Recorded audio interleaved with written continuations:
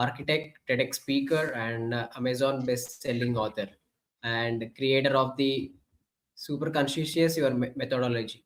So drawing on nearly 2 decades of interdisciplinary research, so she helps leaders, educators, and organizations strengthen identity and elevate their performance. So Maria inspires individuals to lead with clarity, purpose, resilience, and authentic connection. So that was a wonderful bio, Maria. So please Thank go with you. your presentation and all the best. Thank you. Hello, everybody. Hello, hello. So let me see my slide. John, I can. All right, there you go. There we go. Just give me 1 second.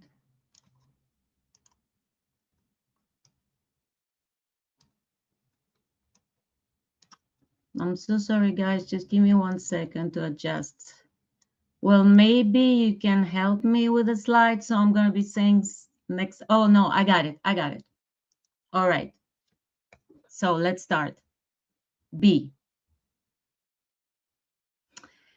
Before I say a word, I want you to picture something.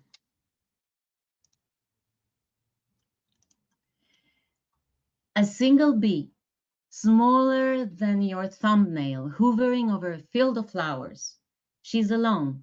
She has no GPS, no committee, no boss.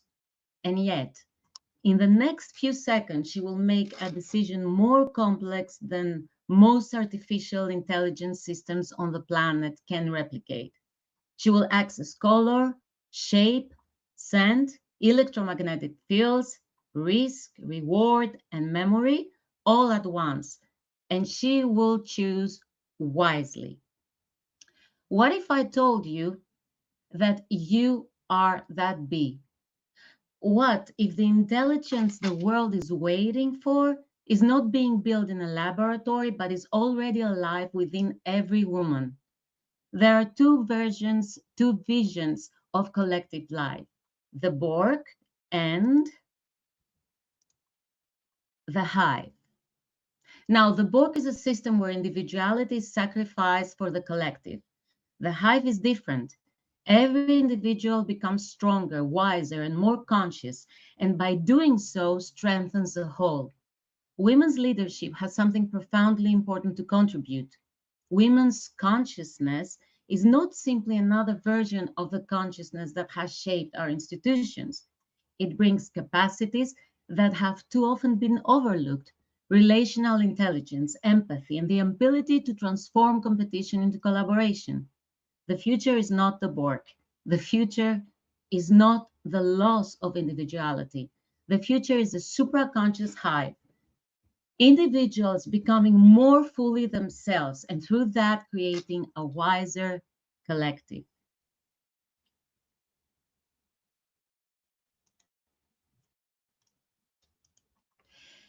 Supraconsciousness is not a spiritual concept I invented. It is what happens when awareness rises above the personal ego, above fear, above conditioning, above the stories someone else told you about who you are, and touches something ancient, vast, and entirely your own.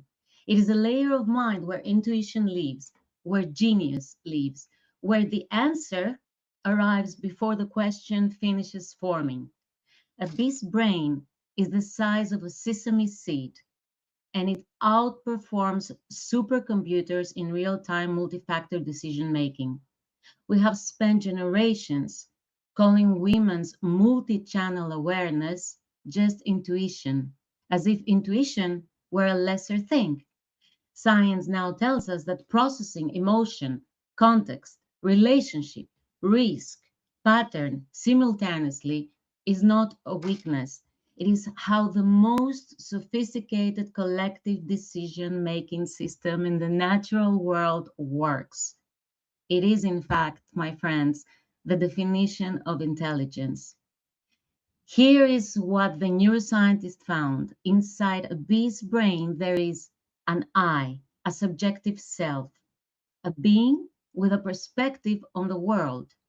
That self is not created by anyone, it is emergent. It rises from complexity, from integration, from the meeting of information and life. Your genius self is the same. No one can give it to you. No one can take it away. It is already there. The work of your life is simply to stop apologizing for it. But here's what I've watched sitting across from remarkable women and men for almost 20 years. Most of us don't perform just one role, we perform many seamlessly, and we're praised for how well we switch between them. Strong in the boardroom, endless at home, fluent in everyone's needs but our own. We call this doing it all. I call it living in pieces. A woman living in pieces cannot access supraconsciousness because supraconsciousness requires wholeness, the same undivided presence in every room she enters. This is not about doing less. This is about fragmenting less. It is about being the same woman at the negotiating table and at her own kitchen table, not two performances, but one integrated intelligence, showing up everywhere she goes. 25 years before neurosciences gave us a word for any of these, my ancestors carved four words into the stone at Delphi in Hellas, Greece. Gnothi seafton, know thyself, not as poetry, as instruction, as the first and eternal responsibility of a human life. And somewhere between then and now, the world convinced us that this responsibility could be delegated to a job title, to a role, to somebody else's expectations of us, to an applause. Today, I'm handing it back to us, to you.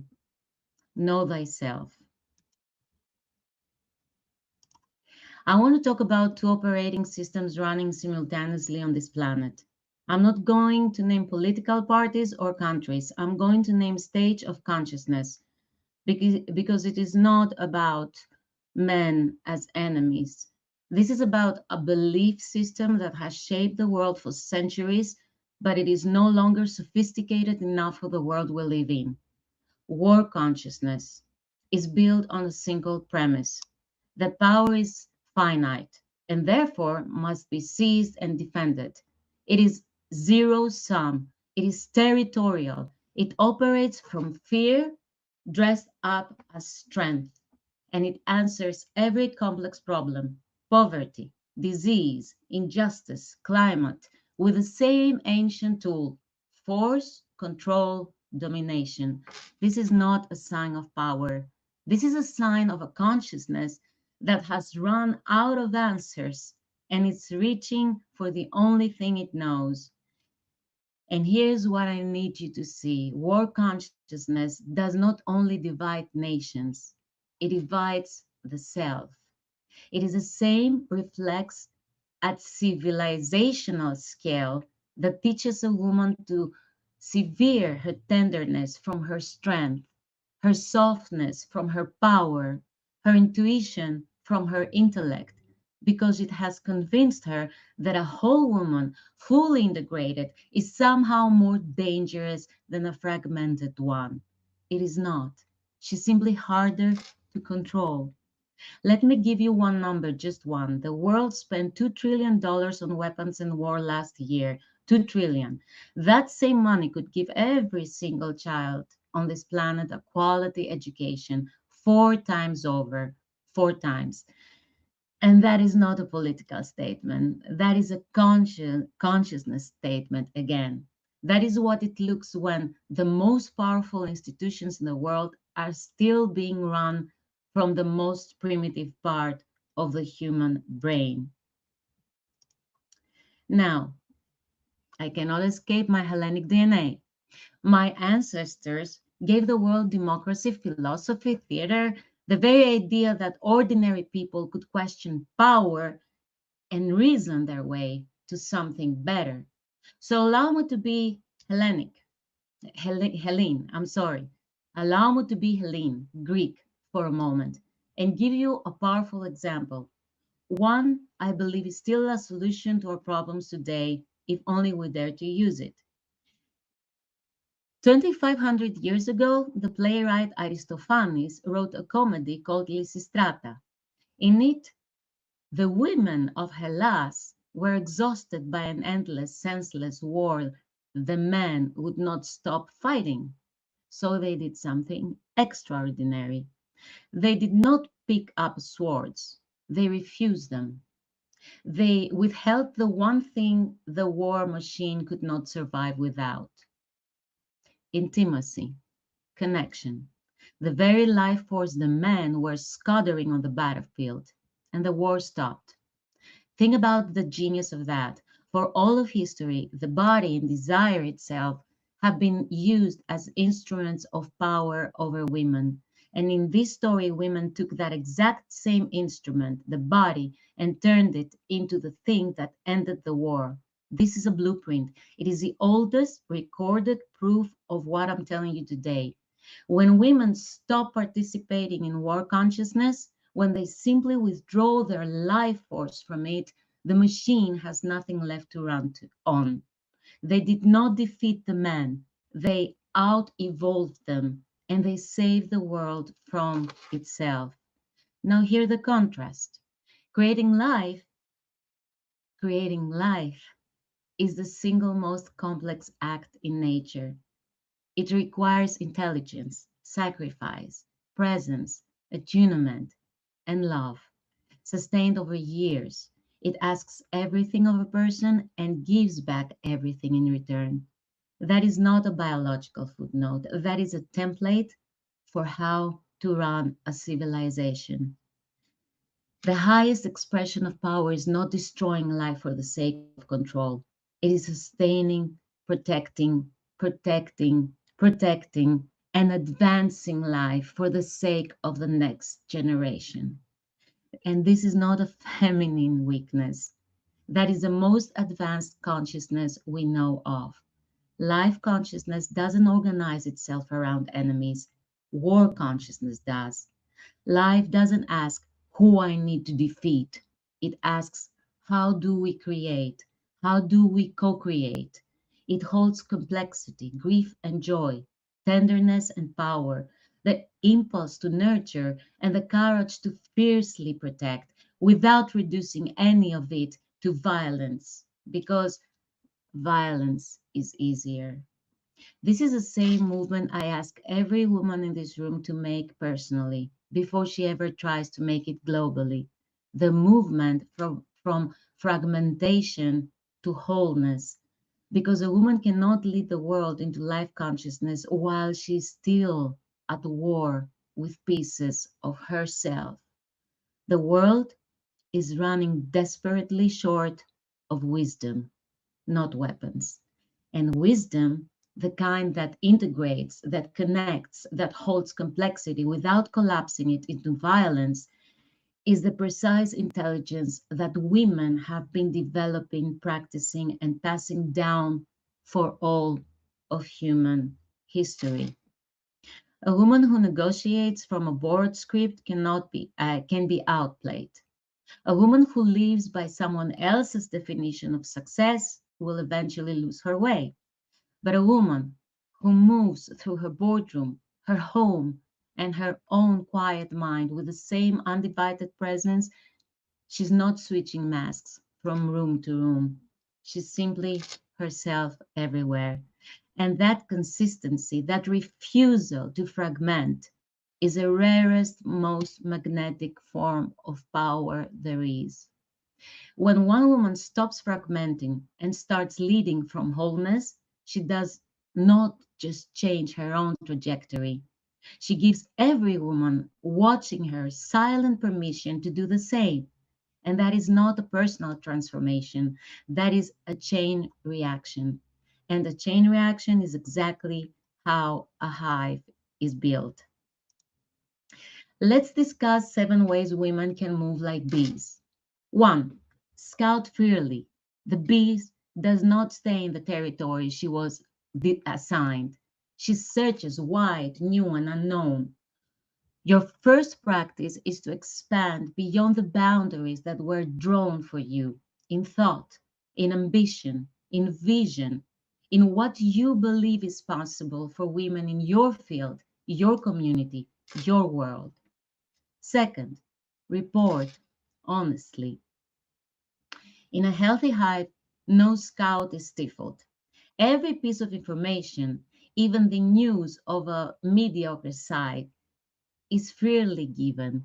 Your voice, even when it carries difficult truth, is data the hive needs. Silence is a gift that cannot afford to give anymore. I want to ask you to do something with me right now. Put your hand on your chest. Feel that.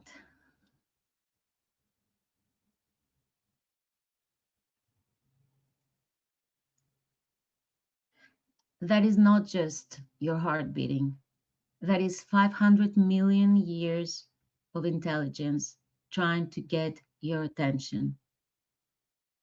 The oldest, most sophisticated awareness system on this planet, and it lives inside you, not in a laboratory, not in a data center, not in relationships, in here.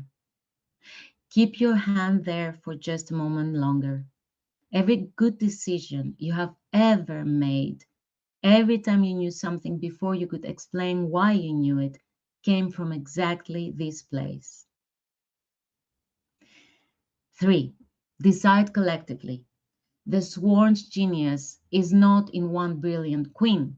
It is in thousands of autonomous agents sharing information until the right answer crystallizes. Build your circles, trust them, make decisions together. The lone genius myth, the lone genius myth is a war consciousness invention. 4. Integrate everything. Your emotional intelligence is not separated from your cognitive intelligence. It is a part of it. When you feel something in a room about a decision, a person, a direction, that is supraconscious data. Treat it as such. Train others to respect it as such. 5.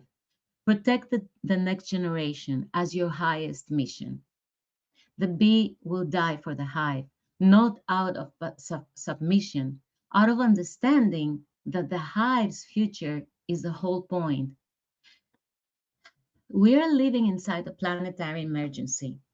The most revolutionary act available to any woman right now is to orient every decision, personal, professional, political, around the question, what does this cost the next generation? 6. Stay optimistic even after stress. The research shows that bees under stress become more cautious, but they still approach the flower. They still try. After everything the world has done to slow women down, we are still here, still approaching. And that is not resilience as a coping strategy. That is supraconscious faith in life itself. 7. Name your hive. The bee does not wander alone in isolation. She belongs to something. Every woman here needs to build consciously, deliberately, a community of other women operating at this level of awareness. Your hive is not a network. It is a living intelligence greater than the sum of its parts. 8. Author your own identity. And here is my deepest work and the reason I built everything I built. You were not born your fears. You were not born your doubts. You were not born the story other people told you about who you are. Those are roles, costumes you put on so or early you forgot they were costumes.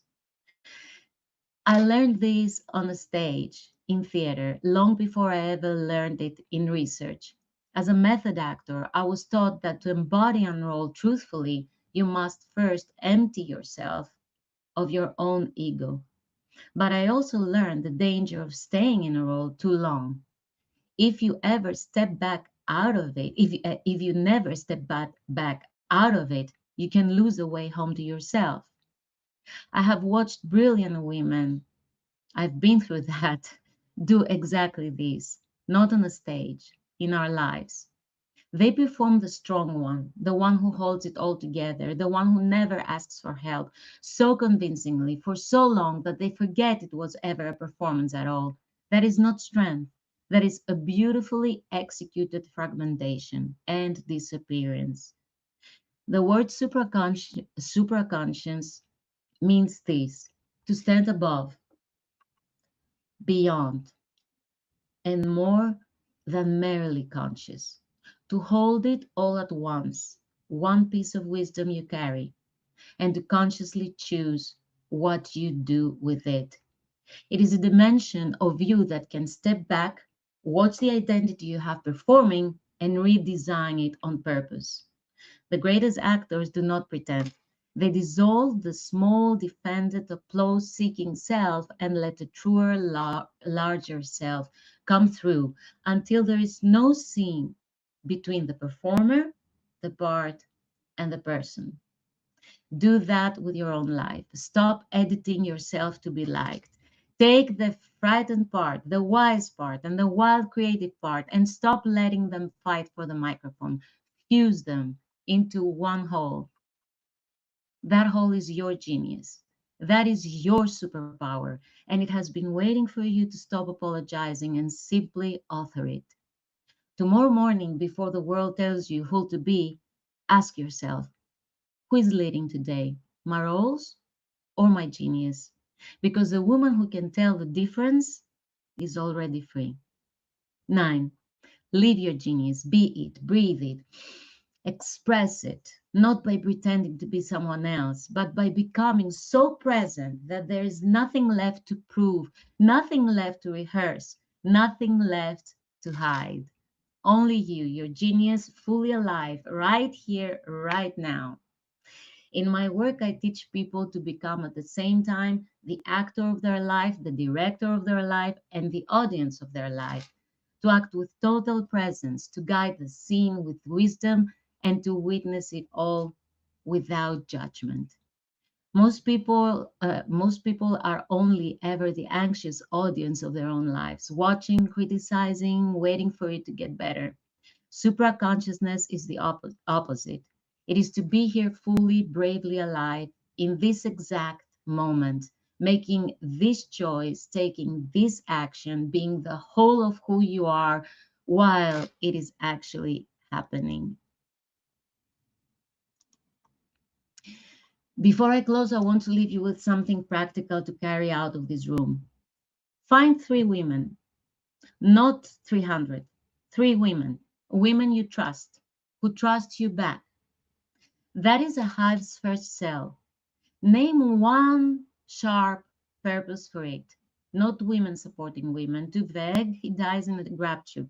In a excuse me in a group chat.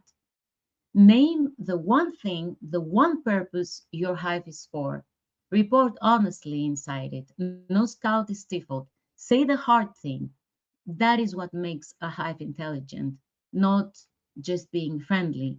And then link your hive to another hive.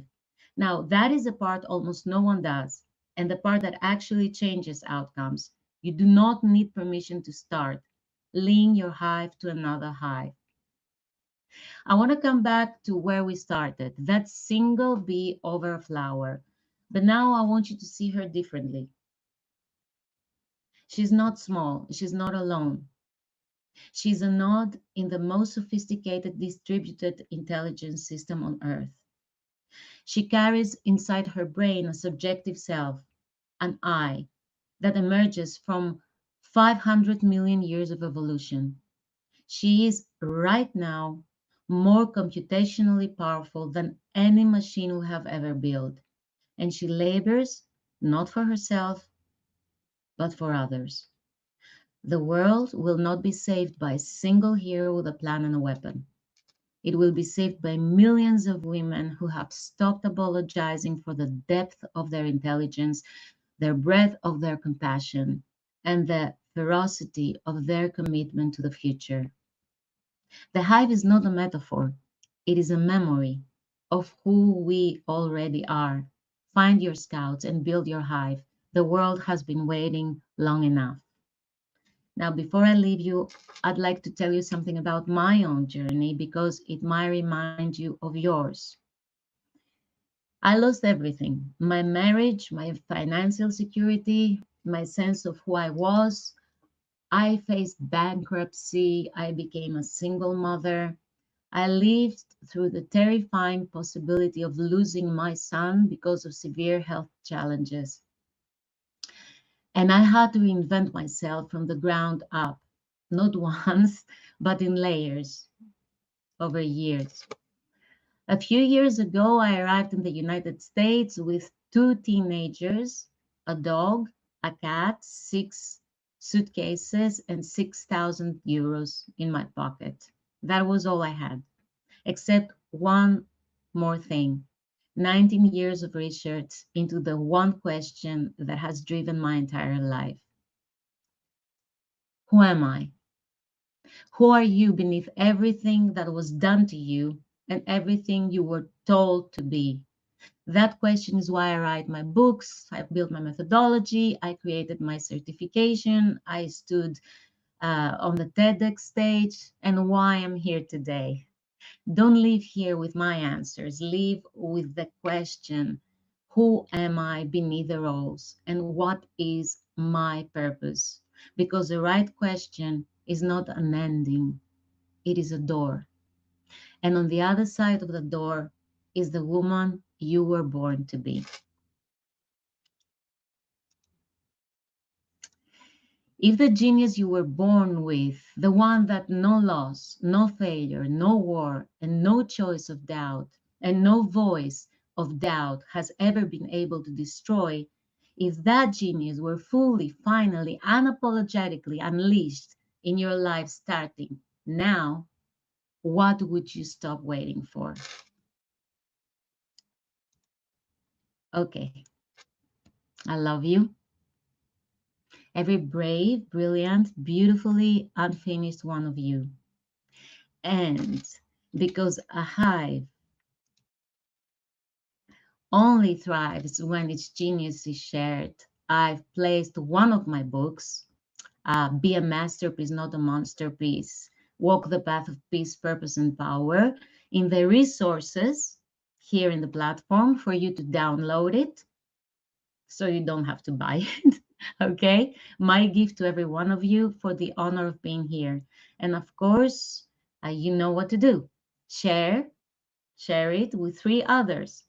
Please don't share your gift, the PDF I'm sharing with you. Okay? Share the link to my website, supraconscious.co, so they can find the book there along with the rest of my work.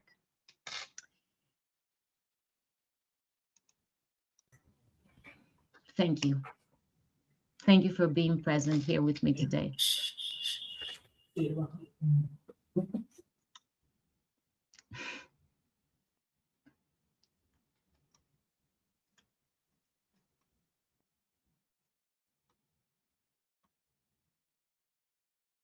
Are we over, or we have some questions? Chats? Yeah, Maria.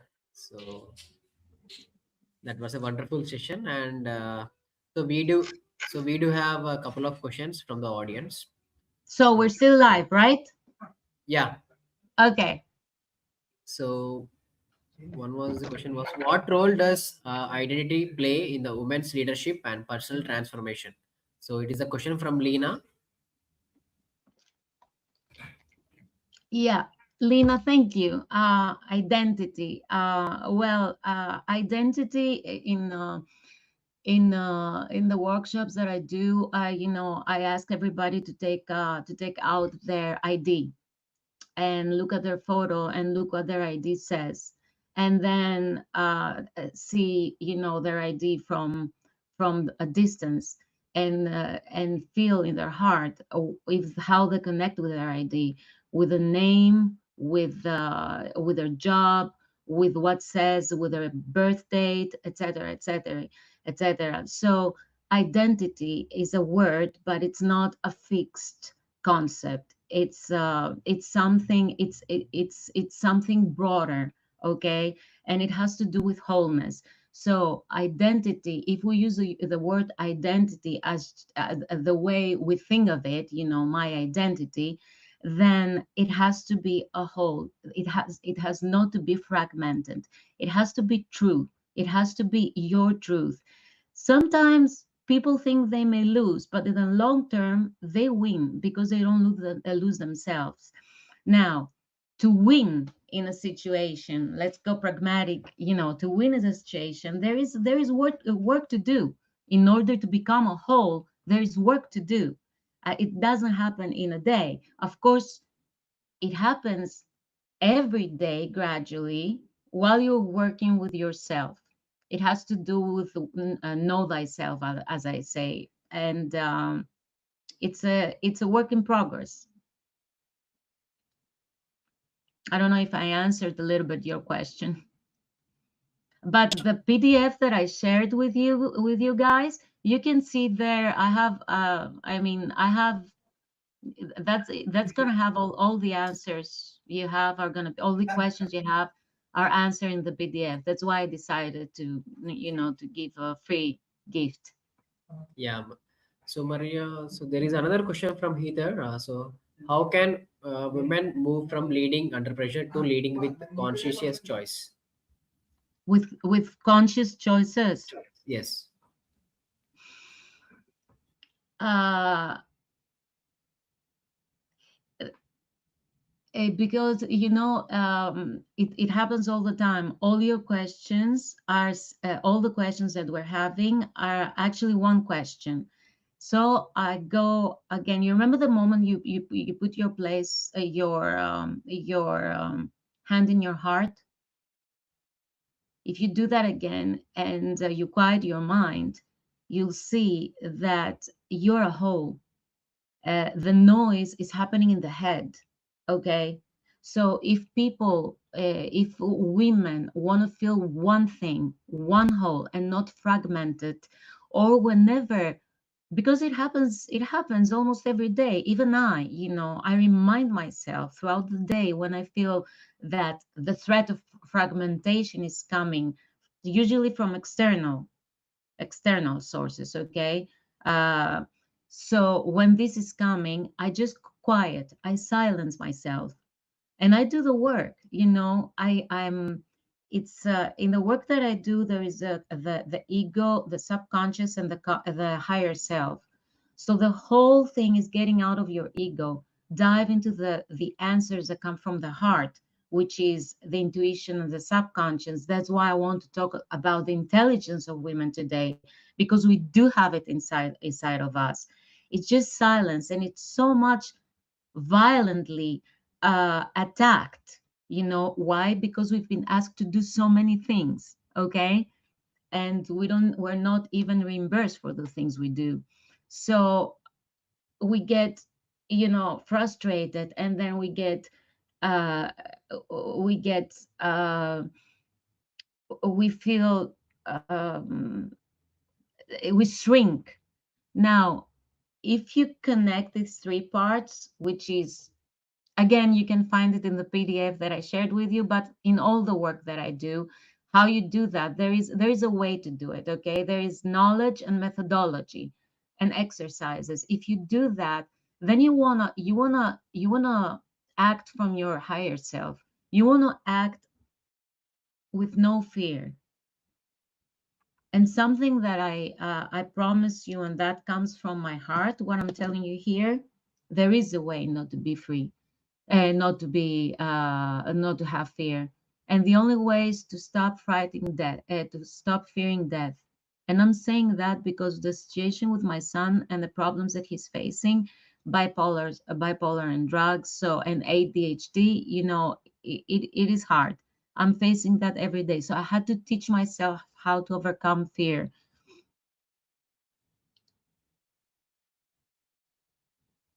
Okay.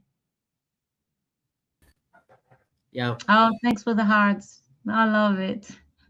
Yeah, Maria. So that was a wonderful presentation, and so we loved it. So, ladies and gentlemen, so she shared her scanner. So to book, I mean, calendar link as well. So please. go through her website and schedule a meeting to interact with her.